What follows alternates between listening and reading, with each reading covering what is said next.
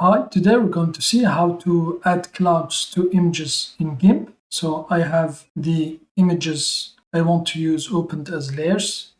So this is the sky where I want to add this cloud here. So select the cloud layer, select the scale tool, left click, and now I'm going to scale it down. So here it is.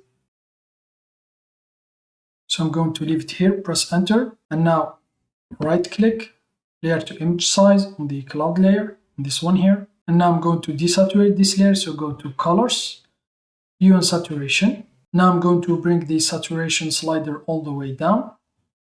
So here it is, and now press OK.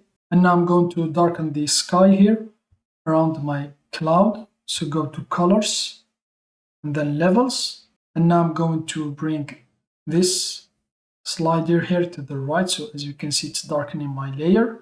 So for example, I think I'm going to leave it here. I'm getting nice result, even though I have some white here, but okay. I have the cloud here, press OK. And now let's change the mode to screen. And now if I select the move tool, I select the cloud and then move it down. So as you can see, so I'm going to press the plus key on my keyboard to zoom in. You can see some of the sky here, the edges of the cloud layer. So in order to remove them, you can either use an eraser or just go to layer, transparency, and then color to alpha. And now I just need to change the color here to black. Left click here, and let's move it to black, press OK. And now I'm just going to increase the transparency threshold. So here it is, it removed it.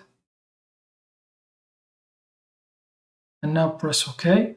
So here, for example, you can also change it back to normal. It's the same thing. And now press the minus key on your keyboard to zoom out. So now if you want, for example, to see if you still have some edges, just change the layer mode of the cloud layer to dodge. So here it is. Now you select the move tool.